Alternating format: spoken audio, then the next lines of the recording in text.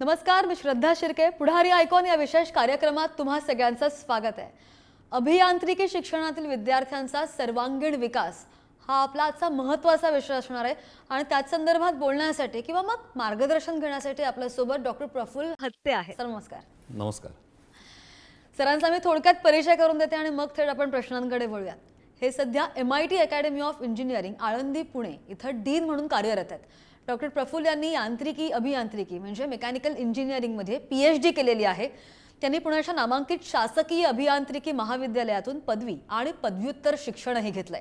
त्यांनी अभियांत्रिकी आणि व्यवस्थापनामध्ये 2 पदव्युत्तर शिक्षण पूर्ण केलेलं आहे. UKच्या केम्ब्रिज विद्यापीठानं त्यांना आंतरराष्ट्रीय शिक्षक आणि प्रशिक्षक म्हणूनही प्रमाणित केलेलं आहे. ते सनदी अभियंता म्हणजेच चार्टर्ड इंजिनियर आहेत. त्यांनी kinetic engineering, Mahindra and Mahindra, L&T, BHEL, force Motors limited, मान ट्रक्स लिमिटेड यांसारख्या उद्योगांसाठी सल्लागार म्हणूनही काम केलंय. ते कॉर्पोरेट ट्रेनर आहेत आणि त्यांनी कार्यरत व्यावसायिकांसाठी 120हून अधिक सत्र आणि कार्यशाळा आत्तापर्यंत आयोजित केलेल्या आहेत. त्यांच्याकडे 9 वर्षांचा औद्योगिक आणि 23 वर्षांचा शैक्षणिक अनुभव आहे. ते मिडास टचद्वारे प्रमाणित न्यूरोभाषिक प्रोग्रामर आणि प्रशिक्षक सुद्धा आहेत. NLP तंत्र आणि आध्यात्मिक साधनांद्वारे ते लोकांना त्यांचं जीवन सुधारण्यासाठी मार्गदर्शन करतात. करिअरच्या सर्वोत्तम पर्यायांची निवड करण्यासाठी मागच्या 15पेक्षा अधिक वर्षांमध्ये ते पालक आणि विद्यार्थ्यांना समुपदेशन करत आहेत, म्हणजेच काउन्सिलिंग करतात. आणि मागील 15 वर्षांपासून ते संपूर्ण भारतामध्ये करिअरशी संबंधित सेमिनार आणि वेबिनार सुद्धा देत आहेत. तर वेळ न घालवता थेट आपण सर प्रश्नांकडे वळूयात. सर, अभियांत्रिकी सारख्या कठीण क्षेत्रामध्ये सर्वांगीण विकास जो आपला विषय आहे, हॉलिस्टिक डेव्हलपमेंट म्हणजे नक्की काय, इथून सुरुवात करूया आपण. होलिस्टिक डेव्हलपमेंट अर्थात अनेक पर्यायी शब्द आपण बोलू शकतो की 360 डिग्री डेव्हलपमेंट वगैरे वगैरे. याचा विचार करता आपल्याला असं लक्षात येईल की फक्त अभियांत्रिकीचं शिक्षण घेत असताना तंत्रज्ञान शिकणं इथपर्यंत मर्यादित न राहता आज जगाला सामोरं जायचं आहे, इंडस्ट्रीला सामोरं जायचं आहे, म्हणजे अनेक प्रकारचे स्किल्ससुद्धा समजावून घेणं आणि आत्मसात करणं गरजेचं आहे. मग आपल्याला कॅटेगराईज करता येऊ शकतं का? तर नक्कीच. म्हणजे आपण 3 विभागात जर कॅटेगराईज करायचं म्हटलं तर सर्वात पहिलं जे येतं ते म्हणजे नॉलेज, दुसरं येतं स्किल्स आणि तिसरं येतो ॲटिट्यूड. पण नॉलेज जे विद्यार्थ्यांना मिळतं आहे ते मिळते त्यांच्या शिक्षणामधून, म्हणजे लेक्चर्स, प्रॅक्टिकल जे काय करतात त्यातून त्यांना मिळतं आहे. स्किल्सला पण आपण 2 भागामध्ये डिवाइड करूयात. पहिलं म्हणजे एक टेक्निकल स्किल्स आणि दुसरं म्हणजे सॉफ्ट स्किल्स. आणि तिसरा जो ॲटिट्यूड आहे त्याला आपण बघूया की पॉझिटिव्ह ॲटिट्यूड किंवा जगाला सामोरं जाण्याकरता जो काही माझा आत्मविश्वास लागतोय तो सर्वच. अर्थात या सगळ्यांचं जेव्हा आपण एकत्रीकरण करतो तेव्हाच आपण म्हणू की एक 360 डिग्री डेव्हलपमेंट किंवा होलिस्टिक डेव्हलपमेंट इंजिनिअरिंगच्या विद्यार्थ्यांची होते. अच्छा, पण हा जो तुमचा पॉइंट ऑफ व्ह्यू आहे, दृष्टिकोन आहे, तो 20 वर्षांपूर्वीच्या तुलनेमध्ये आत्ता जास्त महत्त्वाचा का वाटतो तुम्हाला? थोडंसं उदाहरण देतो की 1930 साली एक सर्वे करण्यात आला की इंजिनिअरिंगचं हाफ लाईफ म्हणजे काय की जे शिक्षण घेतलंय त्याच्यातलं अर्ध्याहून अधिक शिक्षण हे ऑब्सोल्यूट होतंय. तर हे नक्की किती वर्षाने होतं? तर 1930 साली जेव्हा सर्वे केला तेव्हा हाफ लाईफ होतं 35 वर्ष. म्हणजे 35 वर्षानंतर निम्म्याहून शिक्षण तुमचं वाया गेलंय. 1960 साली ते साधारण एक 10 ते 15 वर्षावरती आलं. आणि आज जर का आपण विचार केला तर आजच्या सर्वेनुसार सॉफ्ट ब्रँचेस जे आहेत, कम्प्युटर, इलेक्ट्रॉनिक्स, IT वगैरे, त्यांचं हाफ लाईफ आहे 2 ते 2.5 वर्ष आणि हार्ड ब्रँचेसचं साधारण 5 ते 7 वर्ष. म्हणजे साधारण 2-2.5 वर्षानंतर शिक्षण हे पूर्णपणे जाणारच आहे. म्हणजे तुम्हाला परत नवीन शिकायचं आहे. म्हणजे थोडक्यात काय की आज त्याचं महत्त्व जास्त आहे. आज होलिस्टिक डेव्हलपमेंट हे करण्याची गरज आहे. मग त्यामध्ये लर्निंग आहे, त्याच्यावर अनलर्निंग पण आहे. म्हणजे मला जे शिकलंय ते विसरून पुढचं शिक्षण घ्यायचं, म्हणजे रीलर्निंग पण आहे. म्हणजेच काय करायचंय की आता आजच्या गेल्या 20 वर्षात आपण बघितलं ट्रेंड बदलला आहे. विद्यार्थ्यांनी पुन्हा नवीन गोष्टी शिकणं, स्वतःला अपग्रेड करणं, स्वतःचं स्किल डेव्हलप करणं आणि एक चांगला पॉझिटिव्ह ॲटिट्यूड तयार करणं हे अतिशय गरजेचं आहे. स्किल्सचा मुद्दा तुम्ही उपस्थित केला, त्यावरच आधारित प्रश्न विचारते. तांत्रिक अभ्यासक्रम आहे, मुलं खूप वैतागतात. मग अशामध्ये सॉफ्ट स्किल्स जे असतात त्यासाठी मुलांना खरंच वेळ मिळतो का? अगदी जर का म्हणजे स्ट्रक्चरमध्ये आपण बघितलं तर तसा वेळ नसतो. म्हणजे आपण बघूयात की सॉफ्ट स्किल करता काही ठराविक विषय असतात का? तर आता आमचं MIT अकॅडमी ऑफ इंजिनिअरिंगबद्दल बोलायचं झालं तर आमच्याकडे आहेत. कारण की एक NEP इनेबल्ड सिलेबस आहे, ऑटोनॉमस कॉलेज आहे, पुणे विद्यापीठाची डिग्री मिळते. त्यामुळे आम्ही काही विषय हे नक्कीच पहिल्या वर्षापासून शेवटच्या वर्षापर्यंत ठेवले. परंतु सर्वच कॉलेजेसमध्ये असेल असं काही नाही. परंतु त्याचबरोबर विद्यार्थ्यांना अनेक संधी देखील दिल्या जातात. म्हणजे अगदी लँग्वेज शिकणं, म्हणजे इंग्रजी भाषेसोबत आता जॅपनीज जर्मन सारख्या भाषा विद्यार्थ्यांना शिकायला मिळू लागल्यात. त्याचबरोबर आपण विचार केला की प्रोजेक्टच्या माध्यमातून इंटर्नशिपच्या माध्यमातून विद्यार्थी शिकतायत. म्हणजे जेव्हा ते इंडस्ट्रीमध्ये जातात, वेगवेगळ्या रिसर्च प्रोजेक्ट्सवरती काम करतात आणि समाजामध्ये ते जातात, प्रेझेंटेशन्स करतात, कॉन्फरन्सेस करतात, वर्कशॉप्स असतात, प्रोजेक्टच्या प्रेझेंटेशन्स असतात, प्रोजेक्टच्या कॉम्पिटिशन्स असतात.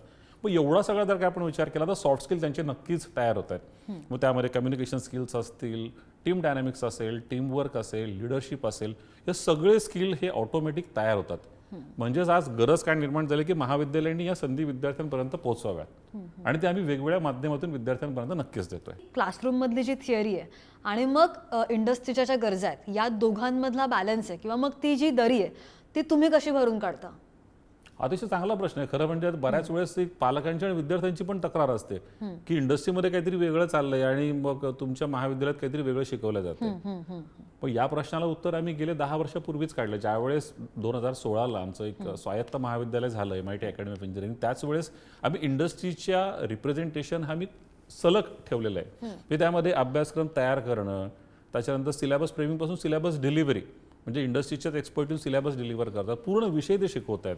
आमचे ॲल्युमिनी आहेत की जे वेगवेगळ्या इंडस्ट्रीजमध्ये एक्सपर्ट आहेत ते येऊन शिकवत आहेत. तिथपासून सुरुवात होऊन ते स्पॉन्सर्ड प्रोजेक्टपर्यंत, इंटर्नशिपपर्यंत विद्यार्थ्यांना तो एक्सपिरियन्स मिळतोय की आज इंडस्ट्रीमध्ये नक्कीच चाललंय तरी काय. म्हणजेच थोडक्यामध्ये हा जो काही स्किल गॅप म्हणू किंवा नॉलेज गॅप म्हणू आपण, तो देखील भरण्याचा एक छानसा प्रयत्न हा सिलेबस फ्रेमिंगपासून सिलेबस डिलिव्हरीपर्यंत आला. आणि त्याच्या पण पुढे जाऊन आम्ही आज प्रॉडक्ट ऑडिट घेतोय, अकॅडमिक ऑडिट घेतोय, यामध्ये देखील इंडस्ट्रीचेच लोक येत आहेत. म्हणजे थोडक्यात काय की प्रत्येक विद्यार्थ्याचं ऑडिट केलं जातं आणि त्याचा त्याला फीडबॅक पण दिला जातो आणि करतंय कोण? इंडस्ट्रीचे एक्सपर्ट्स. म्हणजेच तो गॅप आम्ही नक्कीच भरून काढतोय, बॅलन्स होत आहे, बॅलन्सिंग केलं जातंय. आता स्टुडंट्सची, विद्यार्थ्यांची जी डेव्हलपमेंट आहे, प्रगती आहे, त्याच्यामध्ये स्पॉन्सर्ड प्रोजेक्ट्स असतात. तर त्याची भूमिका काय आहे स्पॉन्सर्ड प्रोजेक्टची? ही पहिले संकल्पना काय आमच्या प्रेक्षकांना तुम्ही सांगा आणि मग त्याची भूमिका. प्रोजेक्ट म्हटलं की सर्वसाधारणपणे विद्यार्थ्यांना असं लक्षात येतं की 3ऱ्या वर्षात किंवा 4थ्या वर्षामध्ये महाविद्यालयामध्ये त्यांचे जे शिक्षक असतील किंवा प्रोजेक्ट मेंटर असतील ते कुठल्या तरी एका टेक्निकल गोष्टीवरती तुम्हाला काम करायला देणार. काळ झपाट्याने बदलतोय. आज प्रोजेक्टवरनं स्पॉन्सर्ड प्रोजेक्टवरती आम्ही गेलोय आणि हे प्रत्येक डिपार्टमेंटला स्पॉन्सर्ड प्रोजेक्ट्स दिले जात आहेत. मग विद्यार्थी इंडस्ट्रीमध्ये जातात, इंडस्ट्री त्यांना सपोर्ट करते. सपोर्ट 2 प्रकारचे असतात, अर्थात एक फायनान्शियल सपोर्ट असतो, दुसरा टेक्नॉलॉजिकल सपोर्ट असतो. आणि मला सांगायला खरोखर आनंद होतो की आमच्या महाविद्यालयामध्ये असे स्पॉन्सर्ड प्रोजेक्ट हे प्रत्येक डिपार्टमेंटमध्ये प्रत्येक वर्षी आहेत. म्हणजे second year, third year, final इयरला विद्यार्थी या स्पॉन्सर्ड प्रोजेक्टवरती काम करतात. अल्टिमेटली विद्यार्थ्यांना त्याचा फायदा होतो.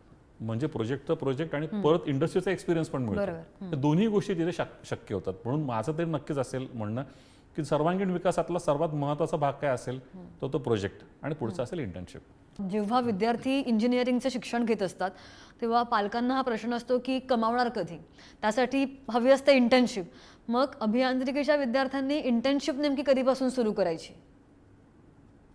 आता एक महत्त्वाचा प्रश्न विचारलाय, थोडंसं इलॅबोरेट करेल की इंटर्नशिप विद्यार्थ्यांना असं वाटतं की इंटर्नशिप ही 3rd इयर नंतर किंवा फायनल इयर नंतर किंवा फायनल इयरमध्ये असताना करावी. आमच्या महाविद्यालयामध्ये इंटर्नशिप ही पहिल्या वर्षापासून आहे. पहिलं वर्ष कंप्लीट झालं की साधारण 6 आठवड्याची इंटर्नशिप आणि ती इंटर्नशिप ही दर वर्ष संपल्याच्या नंतर आहे. प्रत्येक विद्यार्थ्याला आहे आणि तिथपर्यंत येऊन थांबलेलं नाहीये. तर इंटर्नशिपला क्रेडिट्स पण आहेत, म्हणजे त्याच्या ग्रेड कार्डवरती त्याचे मार्क्स पण दिसणार, ग्रेड्स पण दिसणार. म्हणजे शेवटी जेव्हा जॉब लागतो तेव्हा त्याचं सगळं प्रोग्रेस बघून अगदी. आणि ग्रेड जर का असेल त्याचं इव्हॅल्युएशन पण आहे. बरोबर. म्हणजे प्रत्येक वर्षानंतर विद्यार्थी जातोय इंटर्नशिपला. आणि आणखीन एक महत्त्वाचं म्हणजे काय की ज्यावेळेस विद्यार्थी फायनल इयरला असतो त्यावेळेस त्याला 3 वेगवेगळ्या प्रकारच्या इंटर्नशिप मिळतात. म्हणजे सेमेस्टर लॉंग इंटर्नशिप आहे, 6 महिने विद्यार्थी कंपनीत काम करू शकतो, किंवा इयर लॉंग इंटर्नशिप आहे ज्यावेळेस विद्यार्थी पूर्ण वर्षभर कंपनीमध्ये काम करतो. तिसरा एक अतिशय महत्त्वाचा प्रकार आहे तो म्हणजे इंटरनॅशनल इंटर्नशिप.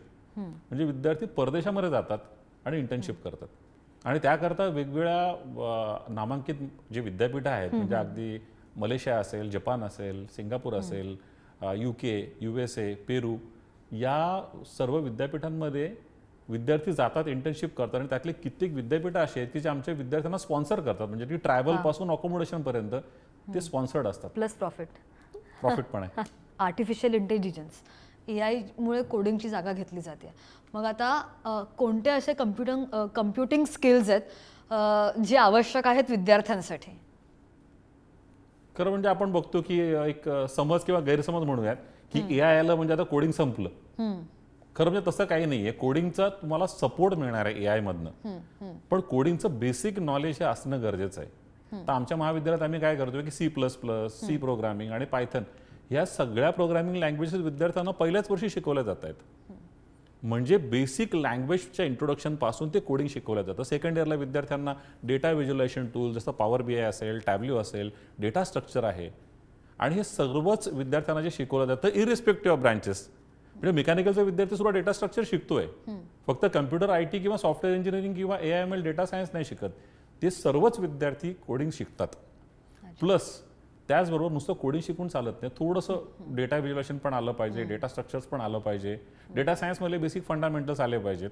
हे सर्व विद्यार्थ्यांना शिकवलं जाते. त्याचबरोबर जर विद्यार्थ्यांना शिकण्याची अजून काही गरज असेल AIML मध्ये किंवा डेटा सायन्समध्ये, तर तसं विद्यार्थ्यांना आम्ही पहिल्या वर्षापासून ट्रेन करतोय.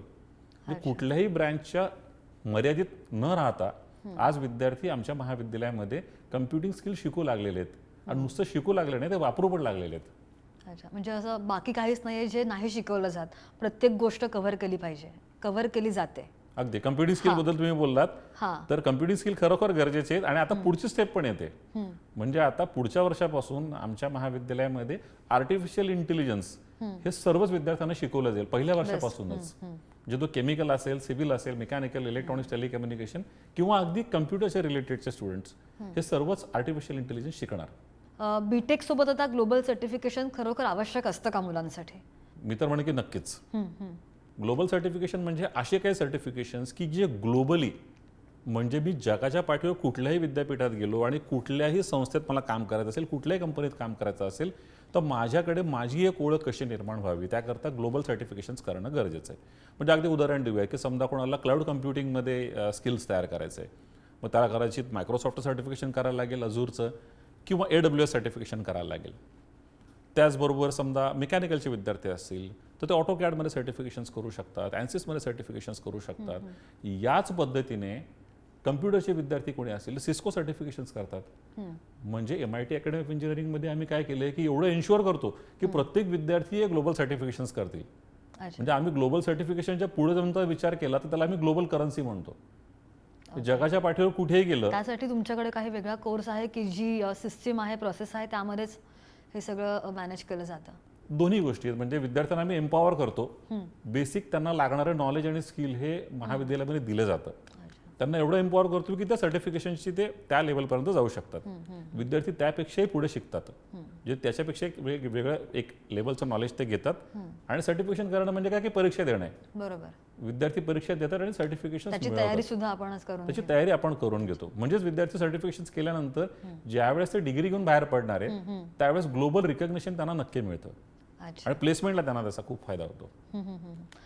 सर, आणखी एक महत्त्वाचं म्हणजे ड्रोन क्लब असतील किंवा रोबोटिक्स असतील ज्यामध्ये विद्यार्थ्यांना, स्टुडंट्सना खूप रुची असते, इंटरेस्ट असतं आपण म्हणूया. मग आता असे जे उपक्रम आहेत तर अभियांत्रिकी शिक्षणामध्ये त्याचा नेमका काय फायदा होतो तो सुद्धा सांगा.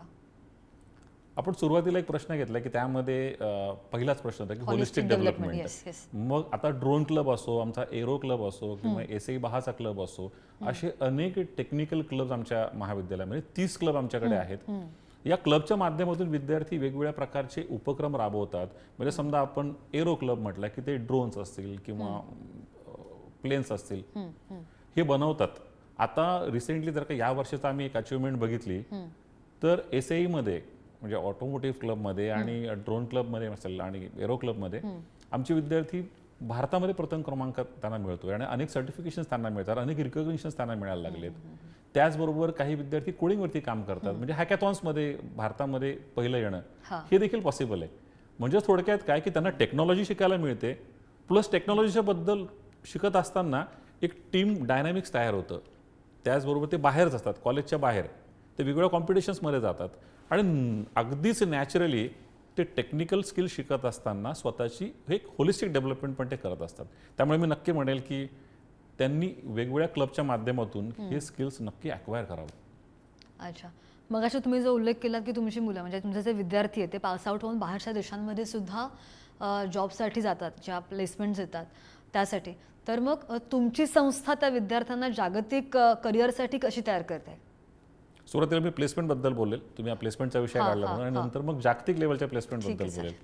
प्लेसमेंट म्हटलं की बऱ्याचदा पालकांना असा काहीतरी एक समज किंवा गैरसमज असतो की चांगलं कॉलेज आणि चांगले काहीतरी डिग्री म्हणजेच चांगलं प्लेसमेंट, परंतु आज ते त्या मर्यादेच्या पलीकडे गेलं आहे.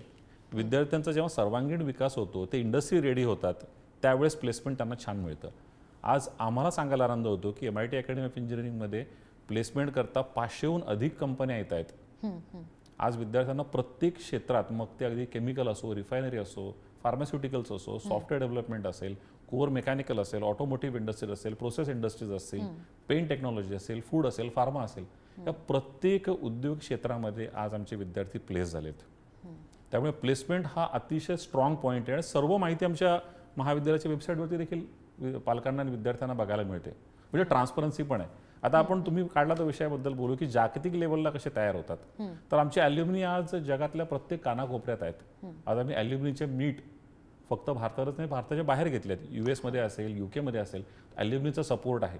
प्लस विद्यार्थ्यांना आम्ही पहिल्या वर्षापासून तयार करतोय की जर परदेशात जायचं असेल, अगदीच एक्झाम्पल द्यायचं तर जपानमध्ये विद्यार्थी आमचे जात आहेत. मग जापनीज भाषा त्यांना शिकवली जाते. परदेशी भाषांचं नॉलेज त्यांना पहिल्या वर्षापासून मिळतंय. प्लस आमच्याकडे क्लब आहे, म्हणजे फॉरेन लँग्वेज क्लब. आता कोनिशिवा पुण्याचा एक इव्हेंट झाला, हा दरवर्षी होतो, जॅपनीज इव्हेंट आहे. आमचे विद्यार्थी तिथे ह्या क्लबचे विद्यार्थी हिरिरीने भाग घेतात, पार्टिसिपेट करतात, जॅपनीज कल्चर शिकतात, जॅपनीज कल्चर ते रिप्रेझेंट करतात, जॅपनीज भाषा बोलतात, जॅपनीज लोकांबरोबर नेटवर्किंग करतात. म्हणजे थोडक्यात काय की जगात जायचं असलेली तयारी त्यांची केली जाते. प्लस इंटरनॅशनल इंटर्नशिप तर आहेच, त्यामुळे देखील ते जग बघतात. म्हणजे थोडक्यात लोकल टू ग्लोबल दोन्ही प्रकारच्या प्लेसमेंटची तयारी महाविद्यालय नक्कीच करून घेत आहे. ब्लेंडेड लर्निंगचं तुमच्या दृष्टिकोनातून काय महत्त्व आहे? ब्लेंडेड लर्निंग म्हणजे काय ते सुरुवातीला समजून घेऊ. ब्लेंडेड म्हणजे काय की वर्गात शिकणं याच्याच बरोबर मला ऑनलाईन पद्धतीने पण शिक्षण मिळत असेल, त्याला आपण ब्लेंडेड म्हणूयात. मग आम्ही MIT अकॅडमी ऑफ इंजिनिअरिंगमध्ये काय करतोय की विद्यार्थ्यांना दोनही प्रकारे शिक्षण उपलब्ध करून देतोय. म्हणजे थर्ड इयरच्या नंतर जर विद्यार्थ्यांना हवं असेल की मला काही विषय हे ऑनलाईन पद्धतीने शिकायचेत, तर मग स्वयं NPTEL सारखे प्लॅटफॉर्म जे गव्हर्नमेंटचे प्लॅटफॉर्म आहे, तिथे विद्यार्थी सर्टिफिकेशन्स करतात. त्याचं क्रेडिट आम्ही त्यांना देतो. म्हणजे वर्गात बसून शिक किंवा ऑनलाईन शिक. प्लस दुसरे पण आहे, म्हणजे काही भाग हा वर्गात बसून शिकायचा आहे आणि काही पार्ट हा ऑनलाईन शिकायचा आहे. त्याला आपण म्हणूया की ब्लेंडेड. म्हणजे थोडक्यात काय की समजा एखादा विद्यार्थी हा ॲडव्हान्स लर्नर आहे, तो पटकन कॅप्चर करतो, परंतु एखादा विद्यार्थी समजा स्लो लर्नर असेल तर मग काय, मग त्याच्याकरता तो व्हिडिओ परत एकदा तो बघू शकतो, तो ऑनलाईन रिसोर्सेस परत एकदा बघू शकतो, ते शिक्षकांशी चर्चा करू शकतो. विद्यार्थी फक्त नोकरीसाठी नाही तर आयुष्यासाठी सुद्धा सज्ज व्हायला हवेत. तर हे तुम्ही लोक कसे सुनिश्चित करता विद्यार्थ्यांच्या भवितव्यासाठी? खरं म्हणजे पालकांकरता हा अतिशय महत्त्वाचा प्रश्न आहे की आयुष्यासाठी कसं सज्ज करायचं. 3 व्हर्टिकल्स आपण बघितले, नॉलेज, स्किल आणि ॲटिट्यूड.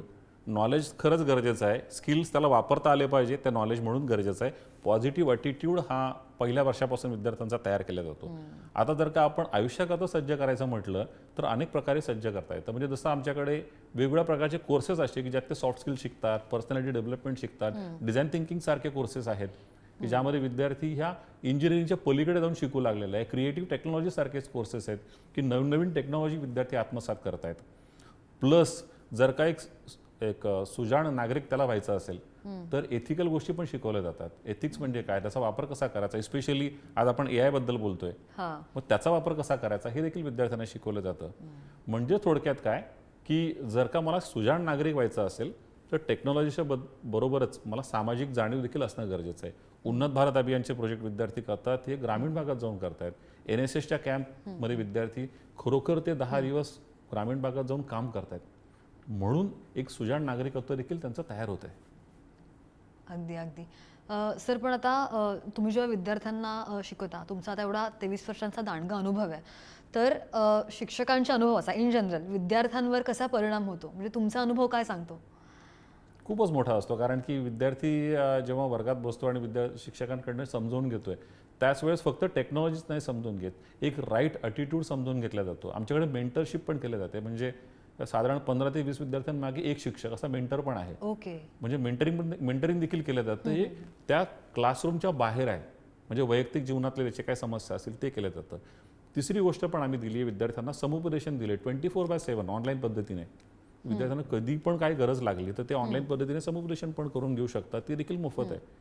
शिक्षकांची भूमिका त्याच्या पलीकडे जाऊन खरं म्हणजे खूप महत्त्वाची असते, की तो प्रोजेक्ट हँडल करणं असेल, इंटर्नशिपला मेंटरिंग करणं असेल, वैयक्तिक जीवनामध्ये मदत करणं असेल, किंवा जसं मी म्हटलं सुजाण नागरिकत्व घडवायचं असेल, तो शिक्षकाने त्याचे ते बोट पकडून त्याला पूर्ण 4 वर्षात पुढे घेऊन जायचं आहे, हँड होल्डिंग ज्याला आपण म्हणूया. मग हे सगळं काही शिक्षकच करतोय. बरोबर. AI आहेच, टेक्नॉलॉजी आहेच, परंतु व्यक्तीचं महत्त्व, एक शिक्षकाचं महत्त्व हे अतिशय महत्त्वाचं आहे कुठल्याही महाविद्यालयामध्ये.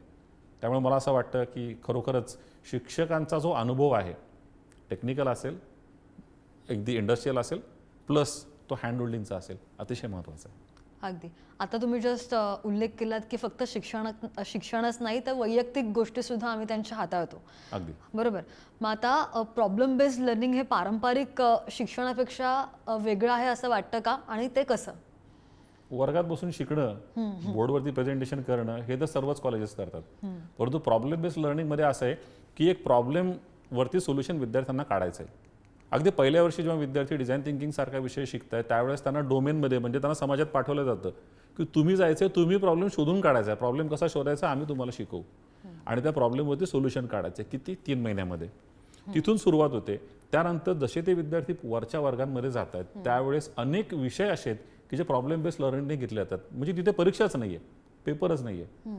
म्हणजे अगदी इंडस्ट्रियल मेजरमेंट सारखा विषय असेल, किंवा फ्लुइड मेकॅनिक्स असेल, किंवा अगदीच कठीण लेवलचा वरच्या लेवलचा कोर्स आपण विचार केला कम्प्युटेशनल फ्लुइड डायनॅमिक्स असेल, ज्यामध्ये विद्यार्थी प्रॉब्लेम घेतात, प्रॉब्लेमचं सोल्युशन काढतात, त्या सोल्युशनच्या बेसवरती प्रेझेंटेशन्स करतात, कॉन्फरन्समध्ये पेपर प्रेझेंटेशन्स करतात, आणि वेगवेगळ्या पद्धतीने त्यांचं असेसमेंट केलं जातं. जसं की ज्युरी असेल, म्हणजे केवळ कागद आणि पेपर इथपर्यंत मर्यादित न राहता प्रॉब्लेम बेस्ड लर्निंगमध्ये अनेक पर्याय आज शिक्षकांना, महाविद्यालयांना उपलब्ध झालेले आहेत, आणि आम्ही ते खरोखर इम्प्लिमेंट करतो. विद्यार्थ्यांना तो अनुभव पण देतो की हां, कागदावरती पेपर न लिहिता ॲनालिसिस इव्हॅल्युएशन करता येऊ शकतं.